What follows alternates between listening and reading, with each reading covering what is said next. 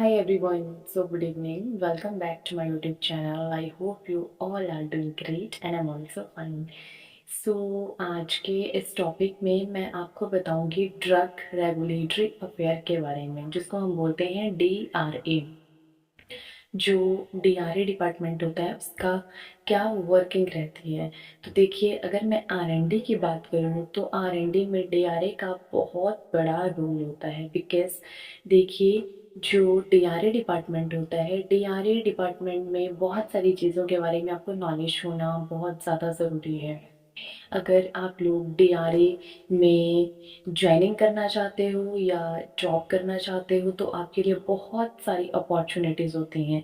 Opportunities in the sense कि आप DRA का कोर्स कर लो तो बहुत, ये सोच लो आपकी लाइफ सेट होगी। क्योंकि DRA वाले जो पर्सन होता है उसकी रिक्वायरमेंट हर जगह होती है। बिकॉज वो मार्केट कंप्लेंट भी देख लेते हैं और रेगुलेटरी अफेयर का वर्क भी कर लेते हैं। देखिए, अब मैं आपको बताती हूँ कि उनका एक्चुअली में काम क्या रहता है। ठीक है, तो देखिए, जो ड्रग रेगुलेटरी अफेयर वाले पर्सन होते हैं, जैसे आपको कोई न्यू ड्रग बनानी है, तो न्यू ड्रग बनाने से पहले आपको न्यू ड्रग के बारे में पता होना चाहिए कि एक्चुअली में न्यू ड्रग क्या होती है। उसके बाद आपको इन्वेस्टिगेशनल न्यू ड्रग के बारे में पता होना चाहिए। सब्सिक्वेंट न्यू ड्रग्स के बारे में मैं आपको बताऊंगी आज के इस टॉपिक में। आफ्टर दैट आपको ड्रग और मेडिसिन के बीच में क्या डिफरेंस होता है ये भी आपको पता होना चाहिए कि ड्रग क्या होती है एंड मेडिसिन क्या होती है।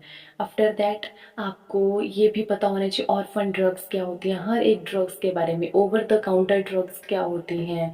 हाँ जी, ये हो गया। और डीआरए का जो पर्सन होता है उसका काम रहता है कि जितनी भी फॉर्म्स हम सबमिट करवाते हैं, जितने भी CT10, CT11, जितने भी सिटीज़ हैं अपने, हर एक सिटी को अप्लाई करना, फॉर्म्स अप्लाई करना। अब आप लोग बोलोगे सिटी, सॉरी ये जो फॉर्म्स हैं ये मैं क्या बात कर रही हूँ। तो देखिए, जब कभी भी आप DCGI फाइलिंग करते हो न्यू मॉलिक्यूल की या न्यू प्रोडक्ट की, तो DRA का जो पर्सन होता है उसका काम रहता है। मान लो, सबसे पहले मैंने जैसे आपको बहुत सारी वीडियोस में ये चीज़ें कवर अप भी की हैं, मैंने आपको बताया भी है, बहुत डिटेल में बताया है कि देखिए, जो हमारे ड्रग रेगुलेटरी अफेयर वाला पर्सन होगा उसका काम रहता है सबसे पहले क्या, उसको उस ड्रग के बारे में पूरा लिटरेचर पढ़ना पड़ेगा, पूरा लिटरेचर पढ़ना पड़ेगा। जब वो उस ड्रग के बारे में पूरा लिटरेचर पढ़ देगा तो उसके बाद वो क्या करेगा, उस ड्रग के उस डोजेस फॉर्म के बारे में, देखो उसने क्या क्या पढ़ा होगा, उसकी इंडिकेशन पढ़ी होगी, उस ड्रग के डोजेस फॉर्म के बारे में पढ़ा होगा, कौन कौन सी डोजेस फॉर्म अवेलेबल है मार्केट में। उसके बाद उन्होंने पढ़ा होगा कौन कौन सी कंपनीज ये प्रोडक्ट बना रही हैं, उसका पूरा लिटरेचर सर्च किया होगा। उसके फार्माकोकाइनेटिक, फार्माकोडायनेमिक एंड बहुत सारी चीज़ें होती हैं। उसके बाद उन्होंने उसकी फॉर्मुलेशन भी देखी होगी, तो ऐसा ये सारी चीज़ें उसमें आती हैं। तो देखिए, फिर वो क्या करेंगे, अच्छा मान लो आपने देख लिया कि उसकी कौन कौन सी स्ट्रेंथ आपको बनानी है। अगर मैं कोई एग्जांपल दे देती हूँ आपको, आप बना रहे हो लीनामेट ही बना रहे हो, तो लीनामेट 2500, 2500, 5000, 5500, ये जो स्ट्रेंथ है। ठीक है, अगर आप ये ड्रग भी बना रहे हो, ये मेडिसिन बना रहे हो, आप लीनामेट बनाओगे, तो लीनामेट बनाने के लिए सबसे पहले क्या करोगे, आप उसके लिए सिटी से अप्लाई करोगे। तो आपको ये भी पता होना चाहिए कौन सा सिटी से अप्लाई करते हैं। CT, मैं सिटी बात करूँ तो CT का मतलब होता है क्लिनिकल ट्रायल। तो क्लिनिकल ट्रायल जैसे CT10, सबसे पहले हम CT10 अप्लाई करते हैं। फिर CT10 जब हम अप्लाई करते हैं तो हमें CT11 मिलता है। फिर हम फॉर्म 28 अप्लाई करते हैं तो हमें फॉर्म 29 मिलता है। अब देखिए, ये भी पता होना चाहिए, मैं आज के इस वीडियो में आपको बताऊंगी कौन से सिटीज सबमिट करवाने से कौन सा सिटीज मिलता है और उसकी फीस कितनी रहती है। ये सारी चीज़ें मैं आज के इस वीडियो में आपको बताऊंगी। ये जो आज का टॉपिक है बहुत ही ज़्यादा इंटरेस्टिंग रहने वाला है। और ये जो आज का टॉपिक है ये शायद जो वीडियो मैं बना रही हूँ ये आपको कोई भी नहीं बताएगा, बिकॉज मैं आपको अपना प्रैक्टिकल नॉलेज शेयर कर रही हूँ। क्योंकि देखिए, प्रैक्टिकल नॉलेज हर एक इंसान, मैंने आज के टाइम में अगर मैं देखती हूँ तो लोग सोचते हैं कि हम अपना नॉलेज क्यों शेयर करें, अगर हमें ये चीज़ आती है तो हम किसी दूसरे को क्यों बताएं। सोचते हैं अगर हम दूसरे को बताएंगे तो वो हमसे ज़्यादा सीख जाएगा। नहीं, देखो ऐसा नहीं है। अगर आपको नॉलेज है, बोलते हैं कि ज्ञान बांटने से बढ़ता है, तो इसलिए अपना ज्ञान, जितना ज्ञान है उसको बांटो। अगर आप अपना ज्ञान बांटोगे तभी तो हमें और चीज़ें सीखने को मिलेंगी। अब जैसे मैं वीडियो बना रही हूँ, तो मैं वीडियो बना रही हूँ, अगर आप लोग वहाँ वीडियो देखोगे, उसके ऊपर कोई कमेंट नहीं करोगे, अपनी क्वेरी नहीं बताओगे, देखो मैं भले सही बताऊँ, मैं गलत बताऊँ, आप उसको कमेंट आपको ज़रूर करना चाहिए। आप उसमें बताओ कि हाँ, मैं गलत बता रही हूँ, तो मैं उसके बारे में और पढ़ूँगी, मैं भी पढ़ूँगी, बिकॉज़ मेरा भी नॉलेज बढ़ेगा देखो उससे। अगर आप शेयर करोगे तो आपका भी नॉलेज बढ़ेगा, आप मुझे बताओगे, 2 चीज़ें मैं बताऊँगी, 2 चीज़ें आप बताओगे, तो देखिए ऐसे-ऐसे करके ही नॉलेज बढ़ता है। सो देखिए, ज़्यादा टाइम आपका वेस्ट नहीं करूँगी। सबसे पहले हम स्टार्ट करेंगे आज का टॉपिक। सबसे पहले तो हम स्टार्ट करेंगे ड्रग और मेडिसिन से, कि ड्रग और मेडिसिन में क्या डिफरेंस होता है। फिर उसके बाद हम लोग बात करेंगे न्यू ड्रग्स क्या होती हैं। फिर ड्रग्स के बारे में पूरा बताऊँगी, सब्सिक्वेंट न्यू ड्रग्स क्या होती हैं, इन्वेस्टिगेशनल न्यू ड्रग्स क्या होती हैं, ऑर्फन ड्रग्स क्या होती हैं, एंड आपके जितने भी फॉर्म्स हैं, जितने भी सिटीज़ हैं, और जितने भी फॉर्म्स और उनकी जो फ़ीस है, वो कितनी फ़ीस हमें पे करना पड़ती है, ये सारी चीज़ें मैं आज के इस वीडियो में आपको बताऊंगी। सो देखिए, स्टार्ट करते हैं आज का टॉपिक। Drug regulatory affair. तो देखिए, ड्रग रेगुलेटरी अफेयर्स में ड्रग, सबसे पहले हम बात करेंगे ड्रग से। तो ड्रग क्या हुई, सबसे पहले तो आपको ड्रग और मेडिसिन में डिफरेंस पता होना चाहिए कि ड्रग मैंने क्या बताई थी, ओनली एपीआई, जिसमें आपका एक्टिव फार्मास्यूटिकल इंग्रेडिएंट्स है, उसको हम ड्रग बोलेंगे। और मेडिसिन किसको बोलेंगे, जिसमें हमारा एपीआई प्लस एक्सिपिएंट्स ऐड होंगे, उसको मेडिसिन बोलेंगे। बट आपसे अगर कोई पूछे कि व्हाट इज ड्रग, कभी कभी कभी पूछ लेते हैं ड्रग, तो ड्रग का रोल क्या होता है कि जो मेडिसिन फॉर इंटरनल और external use of all living things, जितने भी लिविंग थिंग्स हैं, जो धरती पर ऐसे प्राणी पाए जाते हैं जो सांस लेते हैं, जो चल सकते हैं, फिर सकते हैं, उनको हम बोलते हैं लिविंग थिंग, लिविंग थिंग्स। तो देखिए, मैंने बताया कि जो सांस ले सकता है, चल फिर सकता है, बोल सकता है, लिविंग मतलब जिसमें जान है, ये बोल सकते हैं। लिविंग और नॉन लिविंग में डिफरेंस है, लिविंग जिसमें जान होती है और नॉन लिविंग जिसमें जान नहीं होती है। तो देखिए, जितने भी लिविंग थिंग्स हैं, वो एक्सटर्नल और इंटरनल यूज़ के लिए जिसका यूज़ करते हैं, उसको आप मेडिसिन बोलते हो। देखिए, और मेडिसिन का काम क्या रहता है, डायग्नोस करना, ट्रीटमेंट करना, मिटिगेट करना और प्रिवेंट करना किसी भी प्रकार की डिजीज को या बीमारी को, और किसी भी प्रकार के डिसऑर्डर को, इन ह्यूमन बीइंग्स और एनिमल, चाहे वो एनिमल्स हो, चाहे वो कोई ह्यूमन बीइंग्स हो। तो ह्यूमन बीइंग्स और एनिमल्स को या किसी भी लिविंग थिंग्स को डायग्नोस करने के लिए, उसके ट्रीटमेंट के लिए, मिटिगेट और प्रिवेंट करने के लिए, कोई भी बीमारी हो गई या कोई भी डिसऑर्डर होता है, उसको ठीक करने के लिए जो भी हम मेडिसिन यूज़ करते हैं, चाहे वो इंटरनल यूज़ हो, चाहे वो एक्सटर्नल यूज़ हो, उसको बोलेंगे हम ड्रग। उसके बाद बात आती है न्यू ड्रग की। तो न्यू ड्रग क्या हुआ, ड्रग या कोई एपीआई, और उसको हम फाइटो फार्मास्यूटिकल ड्रग्स भी बोल सकते हैं, not been used in country to any significant extent, has not been approved as safe and efficacious by CLA and DCGI with respect to its claim.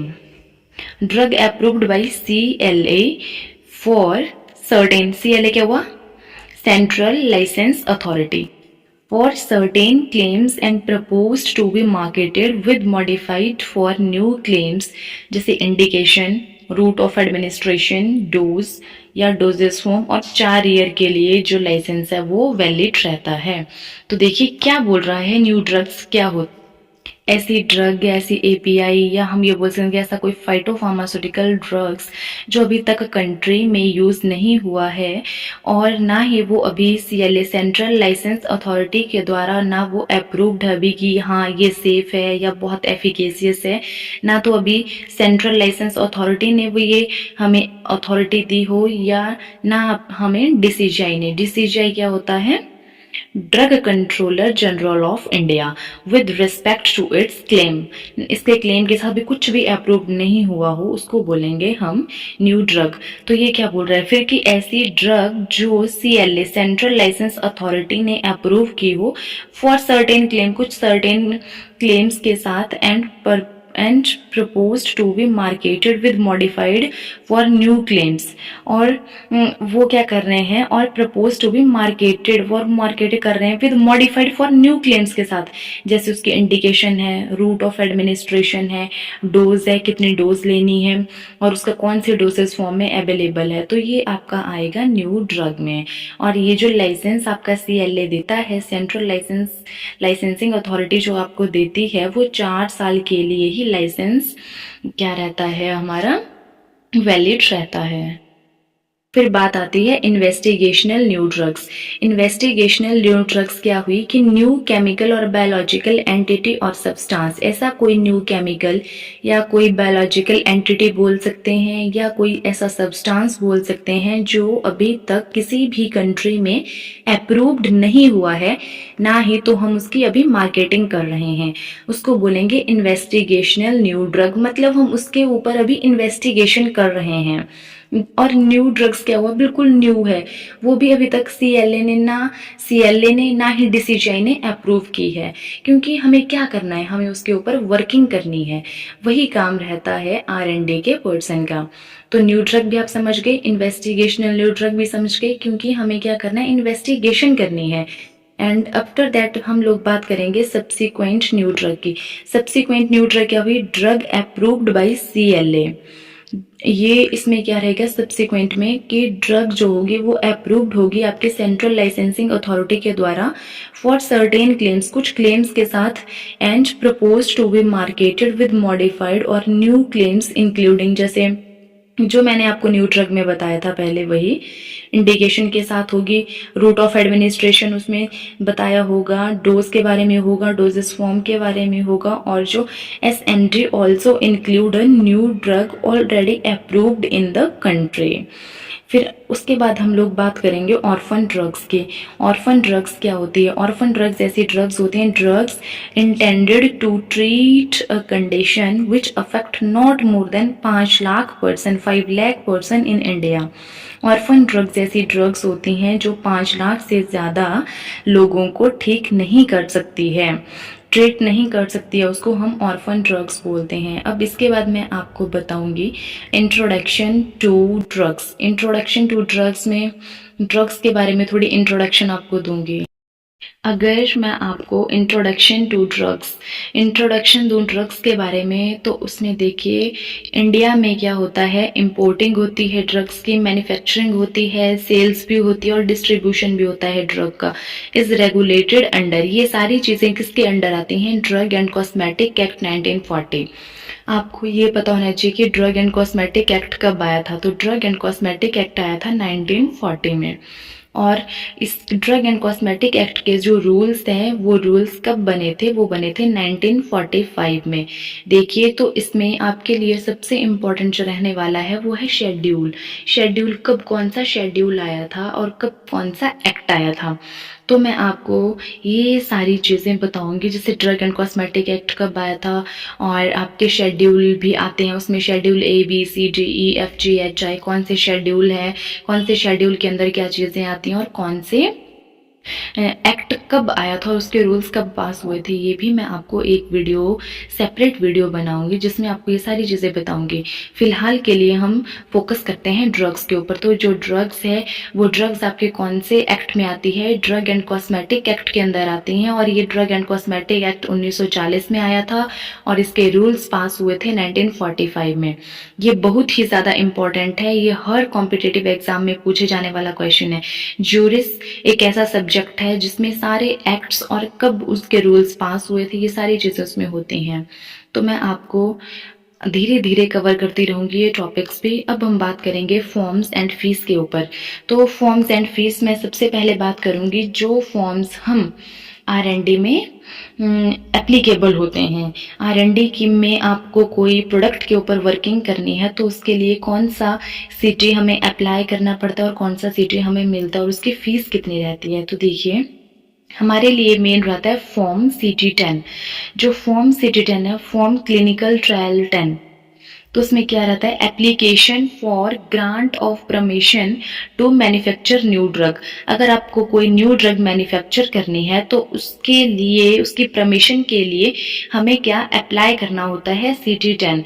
फिर जब आप अप्लाई करोगे मैन्युफैक्चरिंग ऑफ न्यू ड्रग्स के लिए तो आपको CT11 मिलता है, permission to manufacture new drug. और इन्वेस्टिगेशनल न्यू ड्रग, मैंने बता दिया कि इन्वेस्टिगेशनल न्यू ड्रग क्या हुई और न्यू ड्रग्स क्या हुई। इन्वेस्टिगेशनल न्यू ड्रग वो हुई जो सेंट्रल लाइसेंसिंग अथॉरिटी ने अभी तक उसका अप्रूवल नहीं दिया है कि हाँ ये ड्रग सेफ है, हम इसको इसकी मार्केटिंग कर सकते हैं। अभी तक कुछ भी अप्रूव नहीं हुआ है, अभी तक हम उसके ऊपर इन्वेस्टिगेशन ही करेंगे। उसको बोलेंगे investigational new drug for clinical trials, bioavailability और bioequivalence study, test and analysis. क्या करवा सकते हो, इसमें क्या क्या परमिशन मिली फिर आपको जब आपने CT10 अप्लाई किया तो आपको CT11 मिलता है, जिसके ऊपर क्या क्या चीजें रहती हैं, परमिशन मिलेगी आपको न्यू ड्रग की मैन्युफैक्चरिंग की, इन्वेस्टिगेशनल न्यू ड्रग्स की, क्लिनिकल ट्रायल्स करवा सकते हो, बायो एवेबिलिटी करवा सकते हो, बायो इक्विवेलेंस भी स्टडी करवा सकते हो और टेस्टिंग और एनालिसिस आप करवा सकते हो। वो मिल गया आपको CT11। फिर बात आती है CT24 की। देखो CT24 तो वैसे ही ये प्लांट के लिए एप्लीकेबल है, बट मैं आपको एक बार फिर बता ही देती हूँ कि CT24 में क्या होता है। और हाँ, CT10 जब आप ये अप्लाई करोगे तो आपको 5000 रुपीज उसमें फीस देना पड़ेगी। अब बात करती हूँ CT24 की। तो CT24 किस लिए होता है, application for licence to import of unapproved drug for treatment of patient of life threatening disease in a government hospital और government medical institution।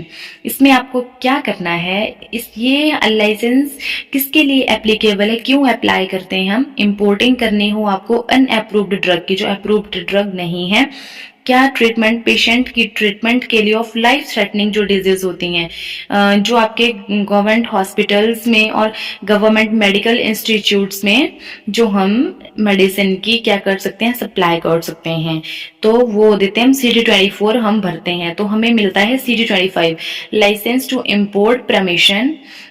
तो हमें परमिशन मिल गई इम्पोर्टिंग की, तो उसकी जो फीस रहती है वो रहती है 10,000 फीस हमें CT24 के साथ भरना पड़ती है।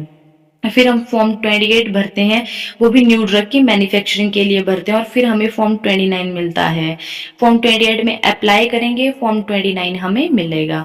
तो जो फॉर्म 28 है और फॉर्म 29 है, ये हमारे R&D में यूज किए जाने वाले फॉर्म्स होते हैं और सिटीज होते हैं CT10 और CT11।